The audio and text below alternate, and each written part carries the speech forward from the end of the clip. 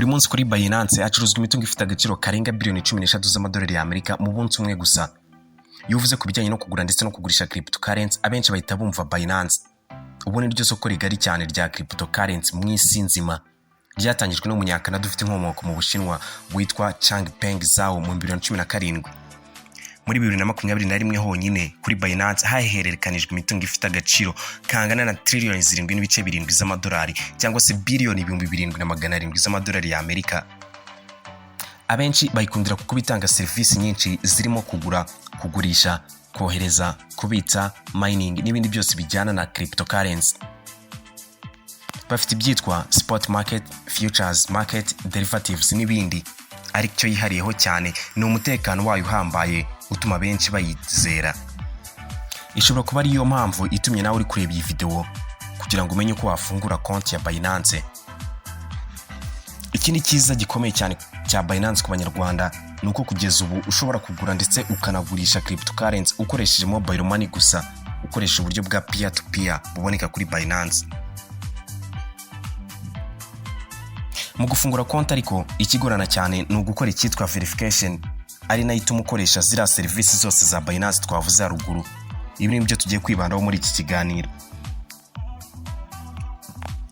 Niba utariyandikisha kuri Binance, ukoresha link twatanze muri description y'iyi video maze uyandikishe, aho uhita utsindira amadolari agera kuri 20 mu byitwa cashback voucher agufasha gucuruza udakaswe fees.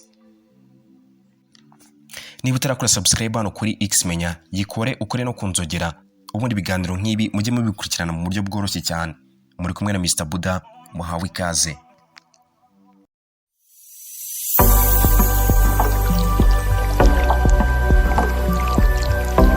Numara gukanda kuri link twagoye muri description, ni gutya usanga bimeze, aho nyine bakubwira ngo claim your 100 USDT cashback voucher mu gihe mu minsi ya 14 umaze kwiyandikisha nibura washyize kuri Binance amadolari 50. Ushobora gutsindira aya madolari 100 nako nyine witatsindira mu byitwa cashback voucher agufasha gucuruza udakazwe cyangwa se trading fees ntazo. Gusa ariko nukoresha nyine mu gihe ukoresha iriya link twatanze n'undi urahita uhabwa amadolari 10 n'undi agufasha gucururiza kuri Binance udakazwe cyangwa se cashback voucher.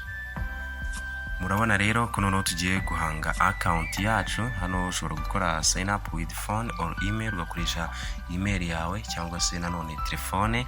Kimwe nuko ushobora gukomeza ukoresheje konti yawe ya Google, ariko byiza mu gukora sign up manually cyangwa se ukabyikorera nyine ushyiramo email yawe ndetse ugashyira na password ushaka kuzajya ukoresha. Aha turaza dushyiramo email yacu, niturangiza dushyiremo na password dushaka kuzajya dukoresha nyine kuri Binance. Aho hasanditse referral ID ni optional.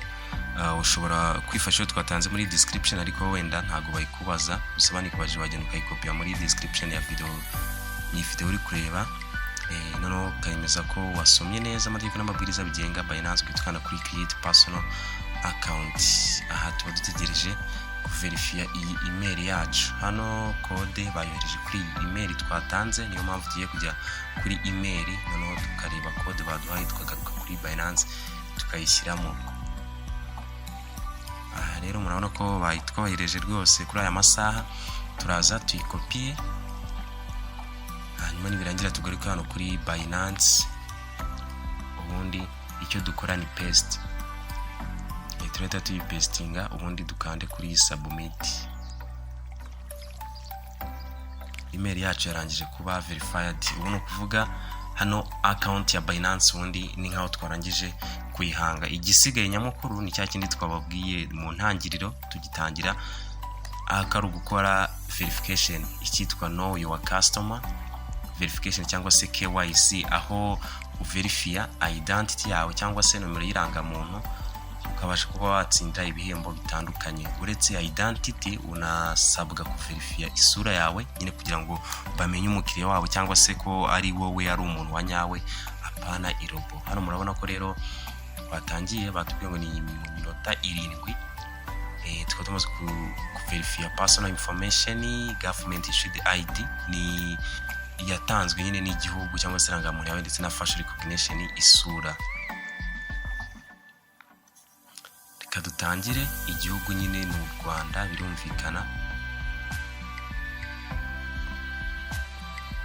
igihugu n'u Rwanda. Hanyuma tugashyiramo personal information, ubwo ni amazina, ugashyiramo amazina yawe bwite ari kwiranga muntu, waba ufite na middle name ukaba wayishyiramo, hanyuma ugashyiraho na date of birth n'ubundi ihura neza n'ibiri kwiranga muntu yawe.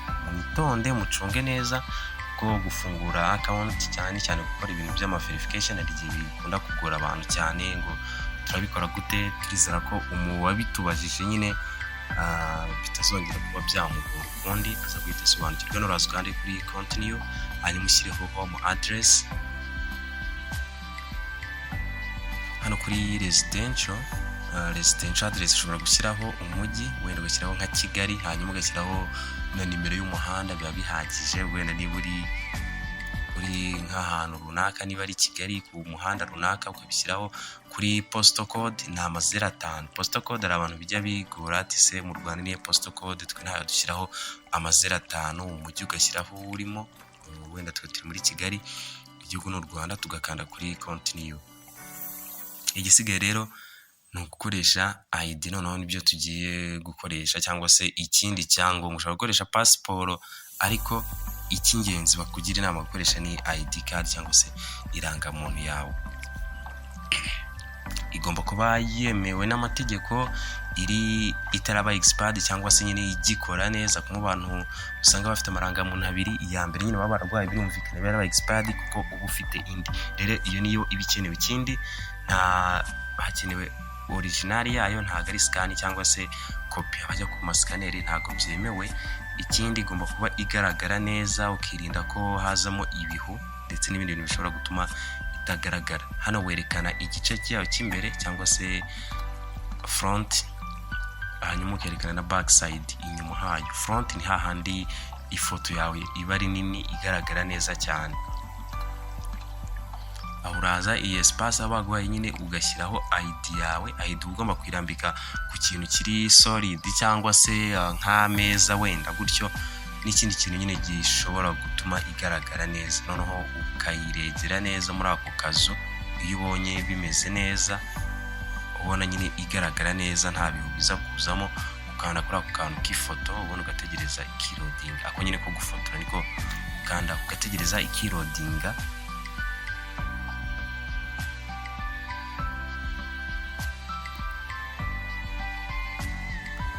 Hanyuma hari igihe nawe bishobora kwanga, ukongera ukayifata. Iyo bitakunze urongera kuri take photo, kimwe no gushobora kwa uploadinga photo, ugashyiraho neza, ukamakinga sure yuko igaragara neza. Front side ni cya gice yanditse indangamuntu, national ID, hari ifoto yawe igaragara neza. Pana kiriya gice cy'inyuma nacyo hari umwanya wacyo. Hano baba bari muri picture recognition. Hano barakubaza ensure your details are clear and unobstructed. Niba uzi neza ko ibyo utanze bigaragara neza, ukanda kuri continue. Ukanda gutanga, noneho ugashyiraho igice cy'inyuma. Igice cy'inyuma nyine hamwe hari navuga nk'ikira, hamwe hariho izuba ndetse n'ifoto yawe ntoya, nacyo ukagishyiraho nyine nk'uko washyizeho icya mbere. Ugomba kukiringanizaho neza cyane, bikagaragara neza nyine iri against solid, cyangwa se wayishyize nko ku meza cyangwa se ku kindi kintu nyine gituma igaragara. Ntabwo ari ngombwa cyane kuyifata mu ntoki cyangwa se nko ku mwenda, ariko nabwo ubonye igaragara neza wabikora. Hanyuma iyo urangije rero ukanda kuri aka kantu nanone ko gufata ifoto. Ukanda kuri aka kantu ko gufata ifoto, ariko idea ugomba kumeka ushobora ko wayishyize muri frame. Niba bakubwaye itambitse, wowe ntabwo uzaza ngo uyishyiremo izamuye, oya, ntabwo ari byo. Aha rero uhita nyine ukanda kuri akantu ko gufata ifoto, nabwo bakakubaza niba idea yawe imeze neza. Yaba imeze neza ugakanda kuri OK. Aha rero murabona ko byemejwe, turakanda kuri continue. Batubwiye ngo document uploaded, click continue. Noneho turakomeza verify. Aha tugeze kuri facial recognition, noneho cyangwa se kumenya isura yacu. Aha ibyo bakubwira ugomba kuba utambaye ingofero, amarinete, ntukoreshe amafilters cyangwa se ngo ukoreshe urumuri rwinshi. Ugomba gukoresha nyine wowe wanyawe, nta grandi mafoto bashaka. Oya, barakoresha kamera yawe. Iki ni igice kigorana cyane abantu benshi nyine wenda ibyo bababwira ntabwo babyumva. Hano haba harimo akarobot kagenda kakubwira ibyo ukora, urabyibereze ko ntabwo bigoye cyane. Urebamo ukitegereza, bakubwira bati ntuhumirize, ugakomeza ukarebamo mpaka bakubwira ngo yegereze kamera, ukarebamo. Bakubwira ngo wasame, ukarebamo. Bakubwira ngo ubike umutwe, ryo bakubwira ati nod your head, ukawuzamura kumwe nyine usa nkaho wikiriza ukoresheje umutwe. Akarobo ibyo kaba kikora nawe urabikora. Nodding ari n'ibyo bakubwira ati wasama, ukasama, byose n'ibyo bakubwiye tikanura cyane, byose ukabikora.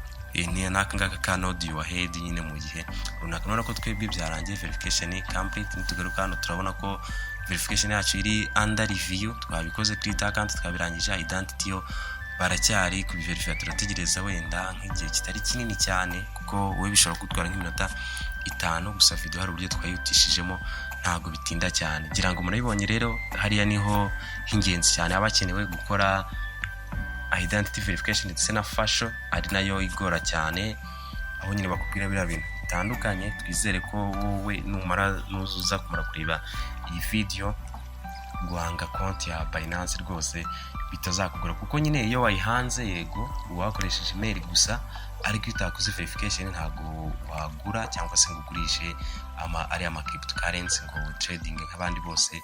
Ni ibintu hano reka dukora login. Aha naho bimaze kwemeza email yawe, baguhereza aka kantu ka security verification, barebana none niba utari ngo kwemeza email ntabwo bihagije.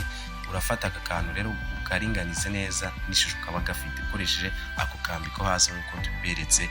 Urabona ko byabaye. Aha nyine biba byarangiye. Hano barahita batwohereza email,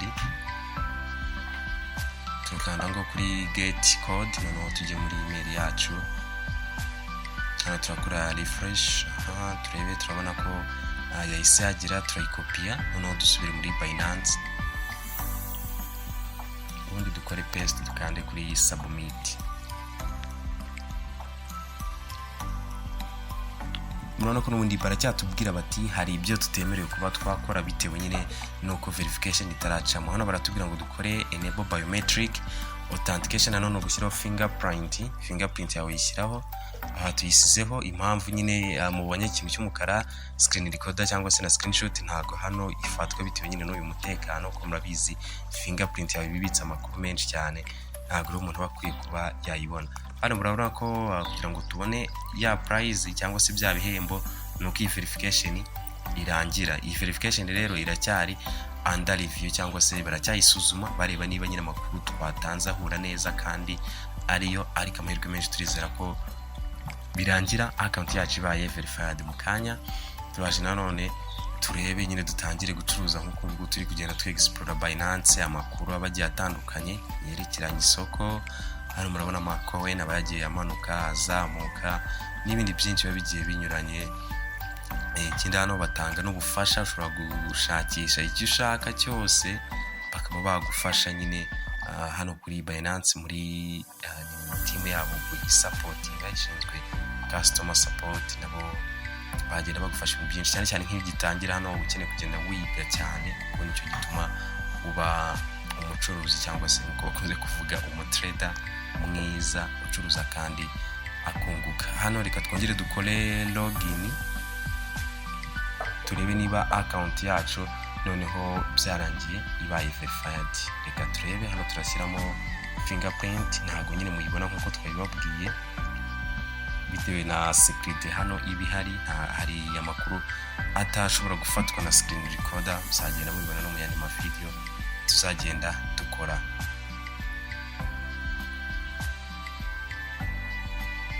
Aha rero murabona ko noneho verification completed cyangwa se yarangiye kandi yagenze neza. Create account byarangiye, verify identity byarangiye kandi byagenze neza, ndetse na prizes nazo dushobora kuba twagira gute twazibona ngo twamaze kuzitsindira bitewe nuko nyine twabikoze neza. Nawe rero uraza kugenda ubikore neza nka kuriya twakweretsemo, noneho nawe rwose account yawe irahita iba verified ku buryo ushobora kuba washyiraho amafaranga ushobora gukoresha ikarita ya banki, ushobora gukoresha, hari n'uburyo bwa peer to peer aho ushobora gukoresha mobile money ushyira amafaranga nyine kuri hano kuri Binance ugatangira gucuruza. Ikindi kintu tukubwira ni ukwiga.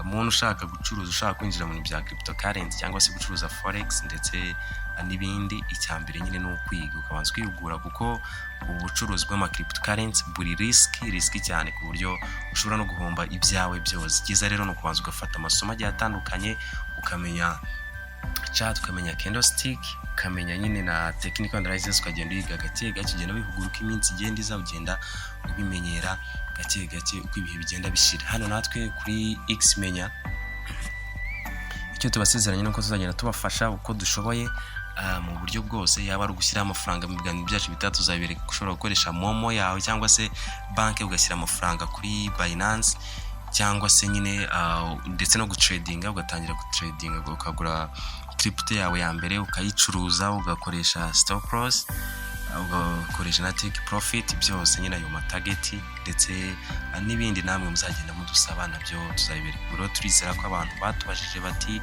bikorwa bite n'ibindi barabisobanukiye. Ibiganiro byacu bitaha nabyo ntabwo bizahabana n'ibi ngibi, tuzagenda tubereka byinshi, yaba ari ugucuruza n'izindi trick n'ibindi. Icyo tugushishikariza ni ugukora subscribe hano kuri X Menya, ugakora no kunzogera, ubundi ibiganiro bitaha bikazajya bibageraho mu buryo bworoshye cyane. Ikindi, iyi video ushobora kuba wayisangiza inshuti zawe nazo ikazigeraho. Hano kuri peer to peer ni bwa buryo nyine ushobora kugura ukoresheje mobile money, birakunda rwose, cyangwa se ukajya hariya kuri deposit ugakoresha iriya card cyangwa se ikarita ya banki, birakunda. Hano barakubwira ngo ntukishyure mu gihe ubona ko amafaranga cyangwa niba waguze crypto zitakugezeho n'ibindi. Zo nama kugira mbashimira mwese kuba mwafashe umwanya wanyu mukareba iyi video. Ibiganiro bya X Menya nyine nakagaruka, tuzabereka uko washyira amafaranga ukoresheje momo cyangwa se ikarita ya banki, ndetse no kubatangira gucuruza ukagura cryptocurrency yawe. Imana wo mugisha, wowe warebye iyi video ushobora no kwisangiza inshuti zawe, ni inkunga ikomeye cyane, ariko ntibagirwe no gukora subscribe. Mwari kumwe na Mr Buda, Imana ibahezagire.